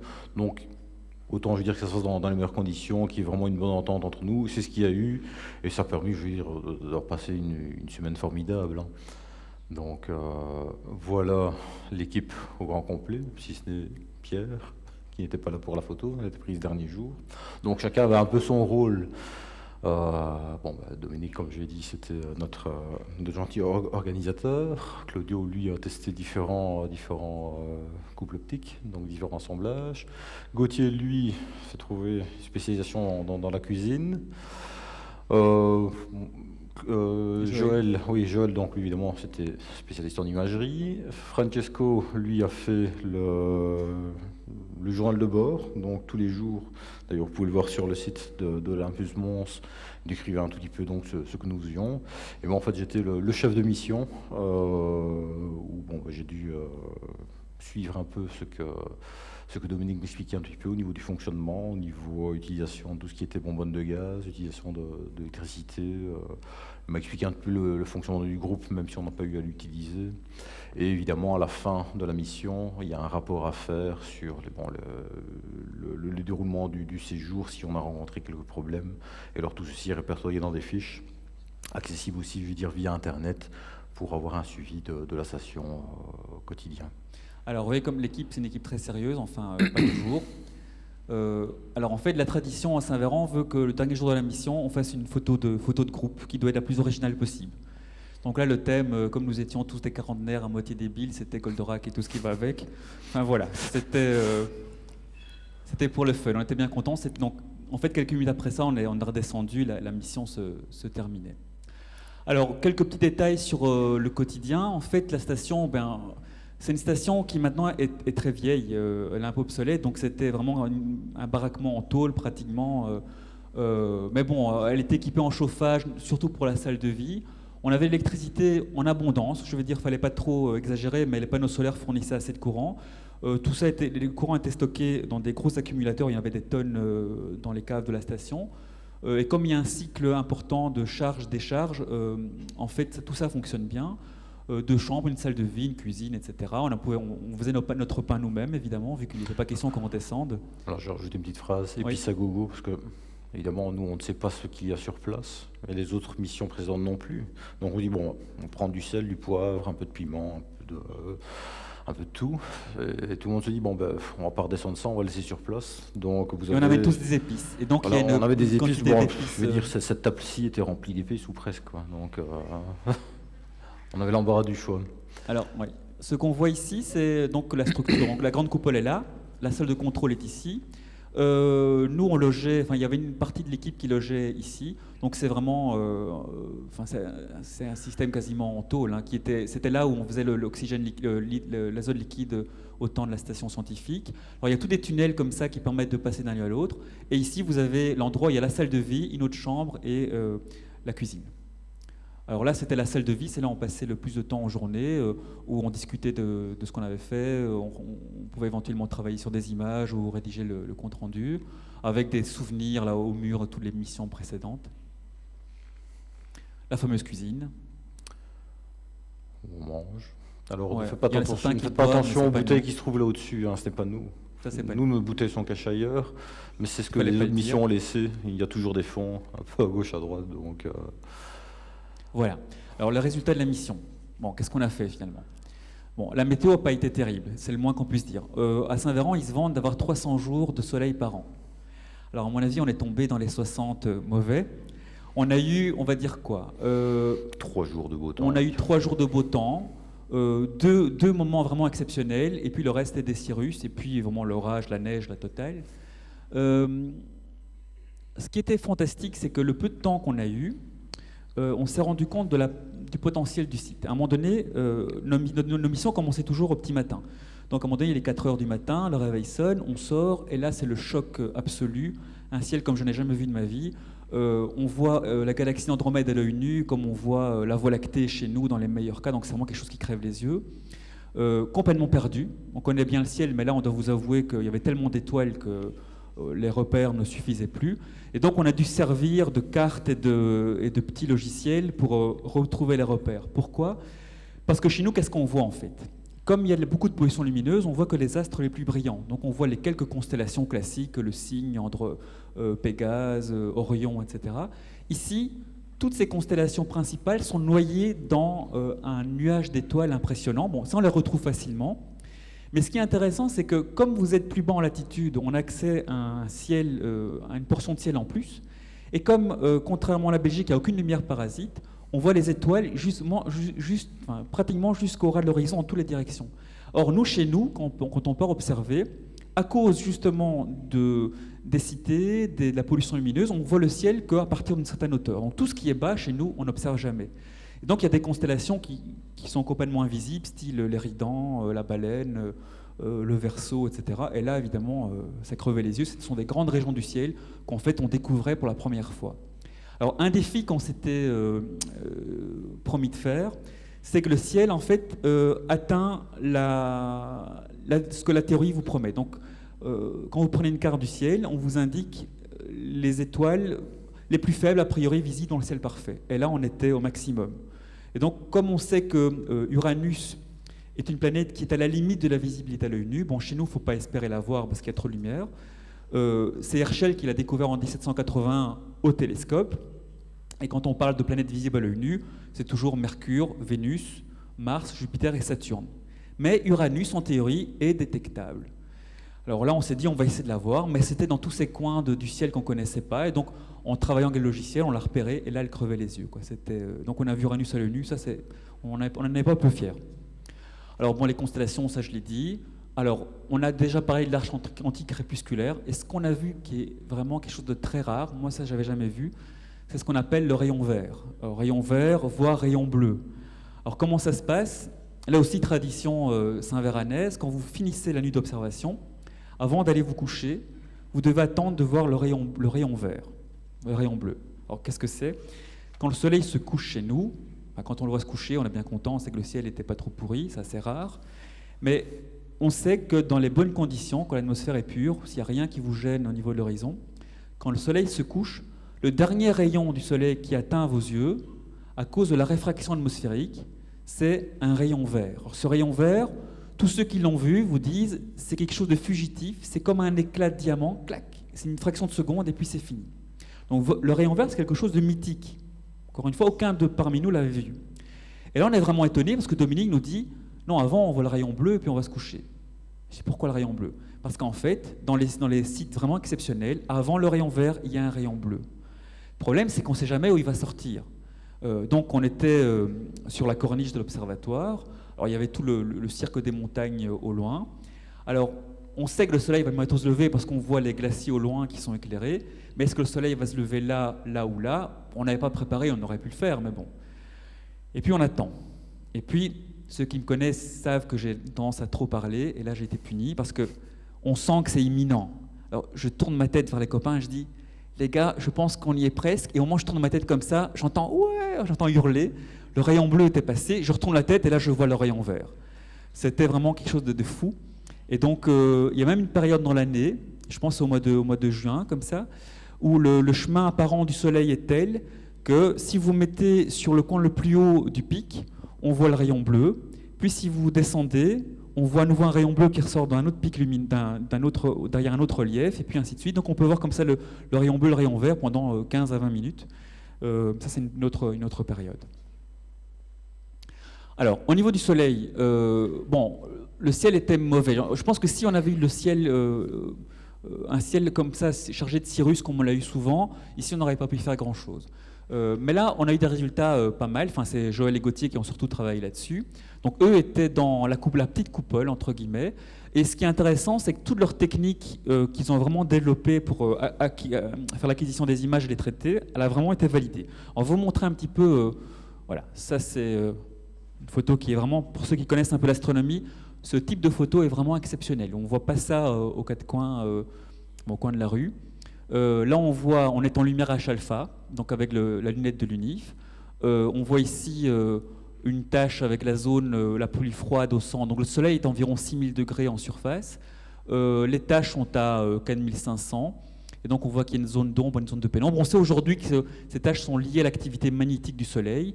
Alors il y a plusieurs tâches et en fait chaque tâche correspond à des pôles nord et des pôles sud et tout ce plasma solaire se comporte un peu comme de la limaille de fer autour d'un aimant. Donc, et tout ça est en mouvement. Si vous l'observez quart d'heure après quart d'heure, on voit que tout ça bouge. Alors justement, C'est ce qu'on va essayer de vous montrer. Donc, je vais vous montrer une vidéo qui a été réalisée par l'ami Joël. C'est parti. Donc ça, c'est tout ce qui a été fait dans la petite coupole.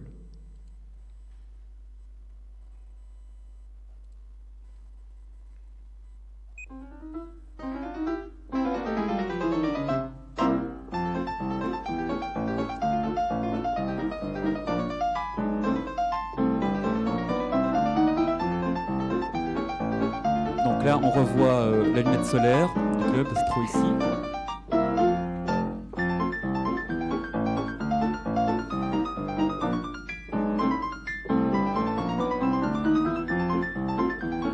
Regardez bien, là, même à l'œil, on devine les protubérances autour du soleil.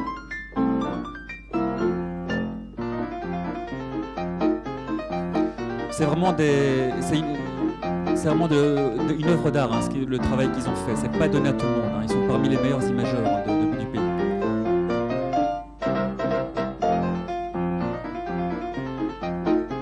Les résultats vont arriver dans quelques instants.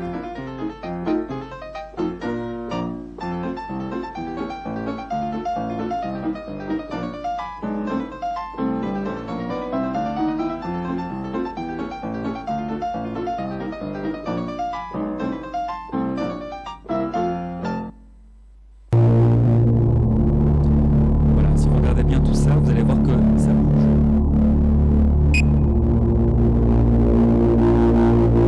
Alors, si vous regardez ici, on voit un filament, donc c'est une protubérance. Et là, on voit qu'il y a un filament qui a été expulsé. Vous voyez, le filament a été projeté dans l'espace. Si vous regardez bien, il y a plein de choses aussi qui sont en train de bouger à gauche et à droite. On n'a pas eu d'explosion majeure lors de l'observation. Là, on voit une protubérance qu'ils ont filmée pendant pratiquement 4 heures, celle-ci. Et donc, on voit cette matière qui est sur le soleil, qui suit une ligne de champ magnétique, qui comme ça quasi en lévitation. Et des fois, elle retombe. Et habituellement, les protubérances ne durent jamais très longtemps. Et celle-ci, elle durait plus d'une journée. Alors, si vous regardez bien, on voit aussi des choses qui sont injectées. Alors, la différence de luminosité que vous avez lors des images, c'est parce qu'on avait les nuages en fait qui passaient. Donc, on a continué à imager même dans les nuages. Les conditions météo étaient pas bonnes, mais la méthode est validée, donc on sait que le jour où on y retournera avec un peu de chance météo, les résultats vont être exceptionnels.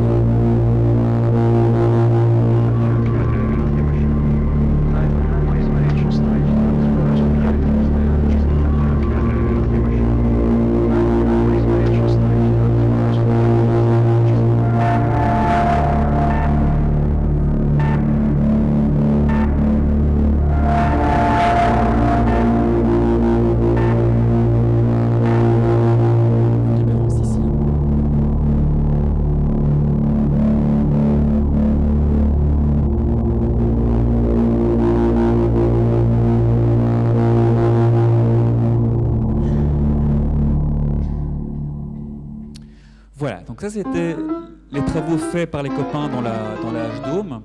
Donc on revient maintenant à ceci. Voilà, je te laisse la parole, Joseph. Alors on a profité aussi pour faire quelques images de Jupiter qui étaient bien hautes dans le ciel le matin. Malheureusement, bon, comme on l'a dit, les conditions météo n'étaient pas géniales. On a quand même pu faire quelques images, dont ici une image en lumière visible, où on voit ici un satellite de Jupiter et son ombre qui est projeté. Alors, on a profité aussi pour faire quelques images dans des longueurs d'onde un peu plus exotiques. Donc ici, c'est avec un filtre infrarouge, où là on voit vraiment les couches les plus profondes de la planète. Et alors on a utilisé un filtre un peu plus exotique, un filtre méthane, qui permet en fait de filtrer une des bandes d'absorption du méthane et faire ressortir des zones un peu plus claires, donc plus riches en méthane. Et donc tout ça avec des mauvaises conditions météo. Hein. Voilà. Et Vénus, parce que c'est quand même pour ça qu'on était parti à la base. Bah, les conditions, comme on vient de le dire, n'étaient pas géniales, mais les images n'étaient qu'exploitables. Je ne vais pas rentrer dans les détails, mais enfin j'ai fait un petit travail donc, reprenant tous les calculs, toute la méthode qui est disponible sur le site de la Société astronomique de France. Et donc voilà le genre d'image que j'ai faite. Donc si vous regardez bien, chacune des images a été prise à un intervalle d'à peu près une demi-heure. Donc on continue. Donc ça c'est des images prises en ultraviolet. Alors, on se rend compte ici, on a une petite tâche, on regarde bien le petit détail qui se trouve là au milieu, on le retrouve à chaque fois sur chacune des images. Ça n'a pas l'air très très parlant comme ça. Donc ici c'est la même chose dans l'infrarouge, donc la même chose, on a cette espèce d'Y, ce côté ici. Bon, là ça n'a pas l'air très très parlant, par contre, quand on fait des animations, on se rend bien compte que ça se déplace. Suite à ça, j'ai fait quelques calculs donc, de vitesse de rotation. J'arrive pour les nuages visibles en ultraviolet à environ 3,9 jours, ce qui est cohérent avec les dernières mesures prises par la sonde Venus Express. Et pour l'infrarouge, donc ceux pour lesquels la mission était orientée, j'arrive à environ 4,8 jours. Donc, ce qui correspond en fait à des nuages situés dans une couche un peu plus basse, ce qui est complètement cohérent, je veux dire, avec ce qu'on avait prévu. Alors, faire des mesures ainsi, c'est bien. C'est beaucoup mieux, je veux dire, quand on a une certaine répétabilité. Et ça a été fait cet été-ci, donc par une mission organisée par la Société astronomique de Nantes, donc, dont un astronome amateur, Christophe Pellier, pour ceux qui connaissent un tout petit peu, qui est féru de planètes, a fait la même méthode, donc a utilisé la même méthode, et est arrivé à un résultat similaire. Ouais, là, je vois pas ce que cette dia fait sur le PowerPoint, parce qu'il n'y avait pas ça là-haut. Non, il n'y avait pas ça là-haut. Alors bon, je n'ai pas fait une infidélité à l'université de Mons. L'UCL, ce n'est pas l'université catholique de Louvain, mais l'University College of London. En fait, il y a eu un congrès planétaire de planétologie qui s'est déroulé courant du mois de septembre, et où j'ai eu l'occasion, je veux dire, de présenter ces travaux avec Christophe Pellier. Donc en fait, c'est un congrès européen où tous les professionnels, je veux dire, qui étudient les planètes se réunissent et présentent leurs différents travaux. Et il y a un après-midi qui est réservé aux travaux amateurs. Donc les amateurs peuvent présenter leurs travaux. Il y a eu pas mal, je veux dire, de professionnels qui étaient présents sur place, qui ont été assez impressionnés par les moyens développés par les amateurs, bon, que ce soit nos travaux sur Vénus ou alors des travaux sur Jupiter ou d'autres planètes. Donc, j'ai fait la présentation avec Christophe, on a eu un gros succès et un gros défi en perspective. En fait, on a eu l'occasion de rencontrer Colin Wilson, qui est un chercheur de l'université d'Oxford, qui a été très intéressé par ce qu'on a fait, mais qui nous a dit, écoutez, vous savez, normalement l'année prochaine, la sonde Venus Express est terminée, donc j'ai besoin de matière pour pouvoir travailler, et j'ai un job pour vous, si ça vous intéresse. C'est de scruter Vénus, mais côté nuit. Donc nous, ce qu'on a fait pour le moment, c'est s'occuper de la partie éclairée. Et lui, ce qu'il aimerait bien que nous fassions, c'est étudier tout ce qui se passe de ce côté-ci, dans l'optique de détection de flash dus aux éclairs sur la planète, voire éventuellement d'impact de météorites. Donc il y a des travaux qui ont été effectués par des professionnels américains il y a une vingtaine d'années d'ici, mais qui n'ont plus jamais été reproduits depuis. Donc on est actuellement, je veux dire, dans ce projet. Il y a donc une équipe donc, de la faculté polytechnique qui est sur le coup aussi, pour nous aider à réaliser un système occultant, pour masquer toute cette partie-ci qui est fort éclairée, qui est fort gênant pour faire ce type de travail, quoi. Donc, l'étude depuis la Terre donc, des planètes du système solaire, c'est très loin d'avoir dit son dernier mot, que ce soit du côté professionnel ou amateur, donc du travail on a. Ce qui veut dire que nous... Alors la question c'est, et vous partez quand? Alors, vous pourrez nous dire, enfin, on n'est pas amateur, etc. Mais sachez qu'il y a quelque chose qui est en gestation, qui est extraordinaire. La base sur laquelle on est allé, elle est en fin de vie. Donc c'est une base qui a vraiment vécu, elle est là depuis début des années 70. Là où on dormait, par exemple, on avait un chauffage, on le mettait en route, mais un quart d'heure après, on avait un nouveau 2 degrés, donc il n'y a aucune isolation, l'eau rentre de partout, c'est assez délicat. Et là, les gens d'Astroquera ont monté un projet, ils ont travaillé là-dessus des années, ça a été accepté. Le projet, le voici. C'est une nouvelle base, la construction commence au printemps prochain. Alors, on voit toujours ici la coupole historique des Fails, la coupole où il y avait les copains là, qui observaient le soleil.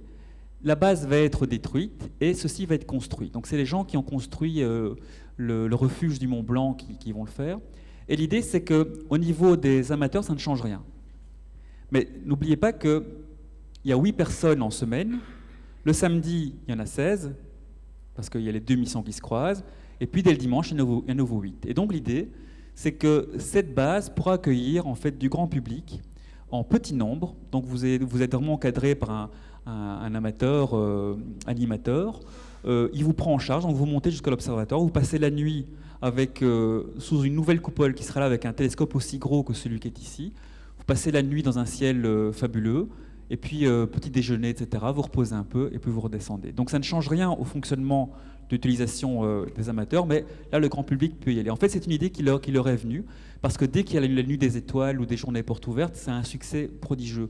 C'est une région qui est très touristique, avec des touristes assez discrets, comme ça, qui aiment bien la nature. Et donc là, c'est vraiment un truc qui est en route. Et donc le financement est accepté. Donc ça, c'est à 3000 mètres. Et à 2000 mètres au niveau du village, il y aura aussi l'installation de tout un système pour observer le soleil via ce qu'on appelle un sidérostat. Je passe les détails. Voilà, alors sur ce, je vous montre, on est pratiquement à la fin, on a été un petit peu long, mais je vais vous montrer une vidéo qui a été réalisée aussi par Joël. Donc ce qu'on appelle un time-lapse movie. C'est parti.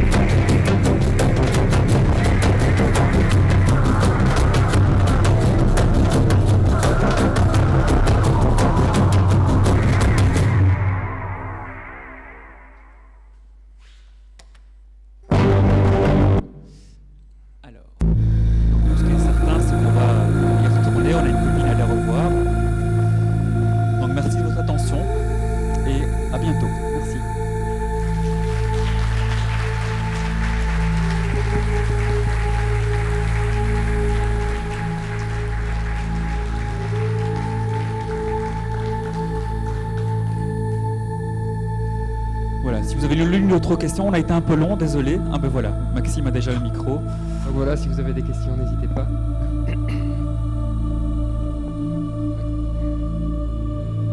Ouais, je vous ai pas dit d'où venait l'eau en fait. L'eau, on la récolte une fois par an quand la neige fond, tout simplement.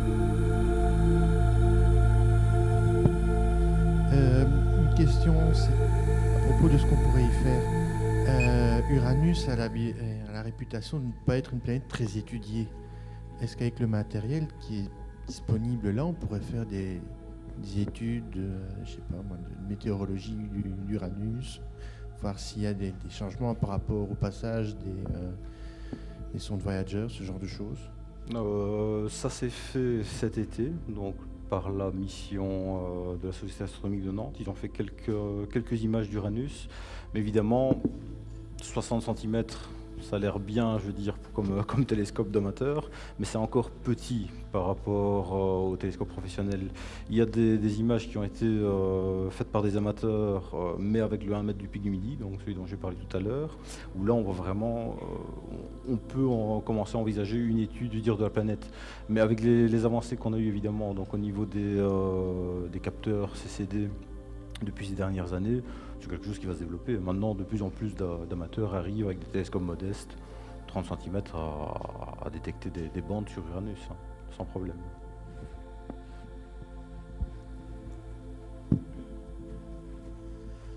Pour répondre à une question, ce que c'était dans le ciel des vautours, j'ai vécu une semaine avec des vautours. Le vautour, c'est le fossoyeur de montagne, et c'est normal qu'il y ait des vautours parce qu'il y avait des moutons. Les moutons en montagne meurent, ça arrive, et ils les nettoient. Ce que j'ai vu, c'est un cheval qui venait de mourir. En 4-5 heures, le cheval est vide. Et c'est le vautour fauve, celui qui détruit, mais il ne sait pas détruire la peau. Donc lui, il vide tout l'intérieur. Et puis, très haut dans le ciel, il y a c'est Halloween demain. Hein, oui, je vais vite. Et le vautour blanc, lui, il vient par après et lui, il coupe la peau. Et voilà comment tout un cheval disparaît. Et le soleil détruit les tendons des os. Et le vautour revient et il met en miettes tous les os. Donc il ne reste plus rien. Ok, merci beaucoup. Une autre question? Nicolas ici. Il y en a plein. Donc d'abord ici. Alain, j'arrive pas à allumer. Le nouvel interrupteur ne fonctionne pas. Merci. Non, je me demandais qui finance tout cela. Alors en fait, le système est très simple. C'est assez incroyable. Hein. Donc Astroquera, pour aller au niveau de l'observatoire, chaque personne qui va à la mission paie une cotisation de 25 € par an. Ça, c'est une cotisation de base. Et puis on paie combien par jour? En fait, non, surtout la mission, c'est 175 €. Voilà, donc pour une semaine, pour une personne, à 3000 mètres, 175 €. Et en fait, l'ensemble des cotisations, je ne sais pas s'ils ont beaucoup de je pense qu'ils ont très peu de subsides, fonctionne suffit à se faire fonctionner l'observatoire. Maintenant, pour la construction ici, là, ce sont des subsides, tout ce qui est tourisme au niveau européen, au niveau de la région, parce que c'est pour stimuler l'afflux de gens, même si ça va rester un tourisme tout à fait ponctuel, quoi. Mais voilà, sinon c'est vraiment une association qui est gérée de façon très très saine. Et nous, tout le séjour, on a calculé combien sont nous est revenu en frais de déplacement, adhésion à l'association, frais de logement et repas, tout compris, y compris les péages, 500 € par personne, ce qui est vraiment rien du tout. Oui, tu as eu un procès, mais il fallait mieux regarder où tu allais. Voilà. Oui. Question sûrement très naïve, pourquoi un télescope de type Cassegrain est-il plus utile qu'un télescope de type Newton pour l'observation des planètes? C'est simplement le confort de l'observateur ou il y a d'autres raisons? En fait, c'est simplement un confort. Le Newton fonctionne tout aussi bien pour le planétaire. Ce qu'il y a, c'est que pour un Newton, donc, au niveau de l'échantillonnage, vous êtes obligé d'utiliser des barlots. Donc, avec un Newton ouvert à 3. Ouais, en fait, ce qu'il faut dire, c'est qu'un Newton a une focale qui est plus petite. Donc, dès qu'on met un oculaire donné, on aura un grossissement qui sera plus petit que ce que donne le même oculaire dans un télescope de type Cassegrain où la focale est plus élevée. Donc du coup, si on veut avoir un Jupiter qui a une taille suffisante, il faut commencer à rajouter des instruments d'optique qui vont dégrader et rendre le montage plus compliqué. C'est essentiellement ça, je pense. C'est ça, oui, c'est ça. Ici, avec le Cassegrain, il n'y avait que la caméra à prendre, la roue à filtre et mettre directement sur le télescope, quoi. Alors que sur Newton, il fallait jouer, je veux dire, avec des systèmes de grandissement. Ok, merci. Bonjour, c'est Yvan Tixon. Salut. Je voulais demander, et Claudio avec son Dobson, il l'a utilisé? Alors Claudio, il a mobilisé la moitié de la voiture et finalement je pense qu'on n'a pas eu l'occasion de le monter là-bas. Voilà, c'est Claudio, mais il n'est pas là, donc on a une pensée pour lui. Ouais, Nicolas? Oui, donc merci pour la présentation. Je suis désolé, mais je vais revenir avec quelque chose qui n'a absolument rien à voir avec l'astronomie. Mais on ne sait toujours pas comment vous avez fait avec les 2 voitures finalement. Les 2 voitures. Oui, est-ce qu'il y en a une des 2 qui a dû se mettre dans le ravin ou parce que tu dis que vous êtes... Ah non, donc, donc la voiture de Dominique n'a pas changé de trajectoire. L'autre a chassé, elle s'est arrêtée à ça du ravin. Mais il m'a dit, tu sais, en fait, ça m'est arrivé l'année passée. Et là, je dis quoi? Eh ben, en fait, je suis parti dans la prairie là-bas. Et à un moment donné, la voiture s'est arrêtée. Je dis, ah oui, bah oui, elle s'est arrêtée. Voilà. Je pense qu'il a glissé à un endroit où la pente n'était pas trop. Mais ils ont tous des anecdotes incroyables à vous raconter. Hein. C'est assez impressionnant. L'histoire des montagnards, c'est fou.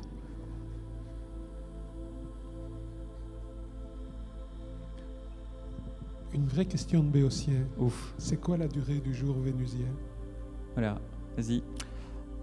200... Enfin, je vais noter un peu. Ouais, il y a une dia.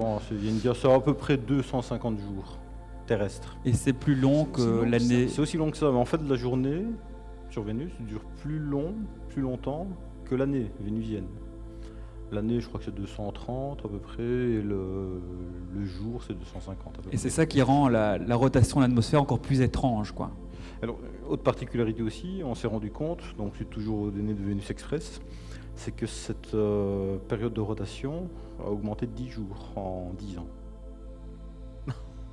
Alors que les nuages, eux, accélèrent. Donc les nuages accélèrent, et la surface, elle ralentit. Donc on est vraiment en plein mystère sur cette planète. On est nulle part, là, on est vraiment nulle part. Ouais. Et tu vois, Maxime, on va se marcher. Hein.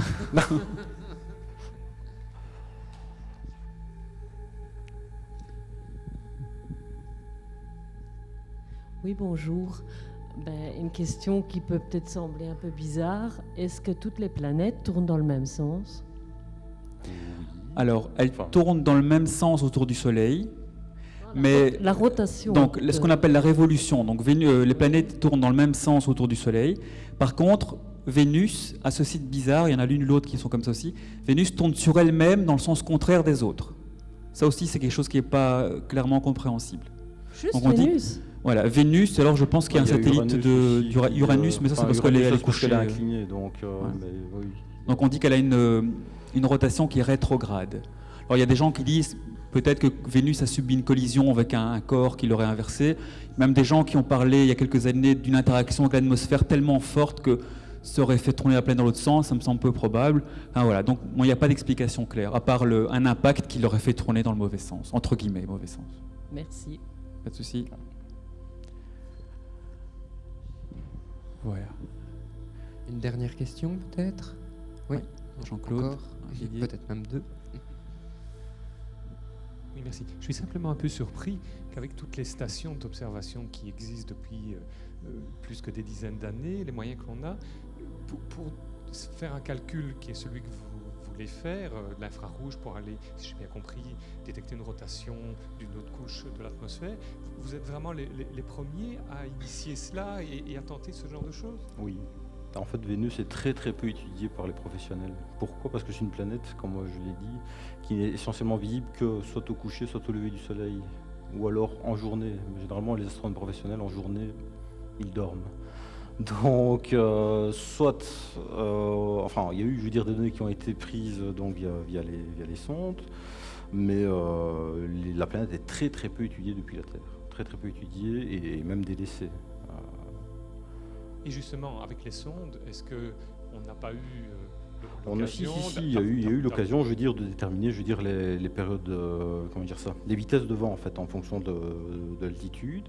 Mais ici, c'était un travail qui était fait dans l'optique d'une étude par les amateurs, d'un suivi par les amateurs. Donc, comme je l'ai dit ici, on voit que la vitesse des vents change dans des périodes relativement courtes. Ici, c'est 6 à 10 ans. Donc, ce que les amateurs peuvent faire, c'est un travail en continu, donc le suivi de la planète. Ici, bon, les filtres utilisés par les amateurs, c'était aux alentours de 800, 900 nanomètres, donc au niveau du milieu de la bande passante. Donc c'est des filtres classiques, facilement trouvables dans le commerce, et c'est des études que les amateurs peuvent faire de manière régulière.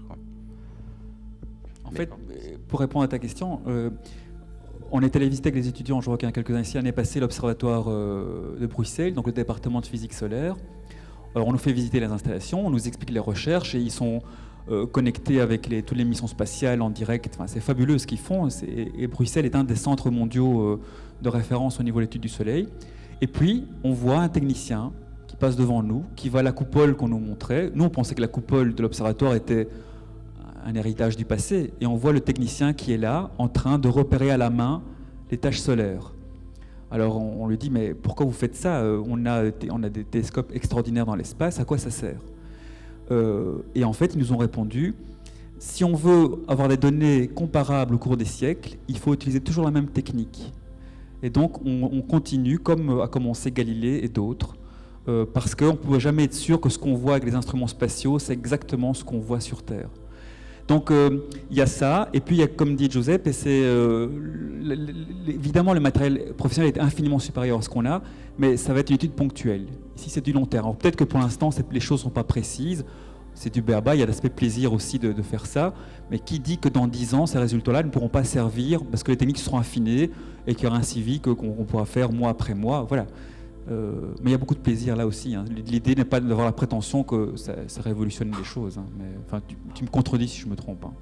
Donc, voilà. Absolument pas. Oui.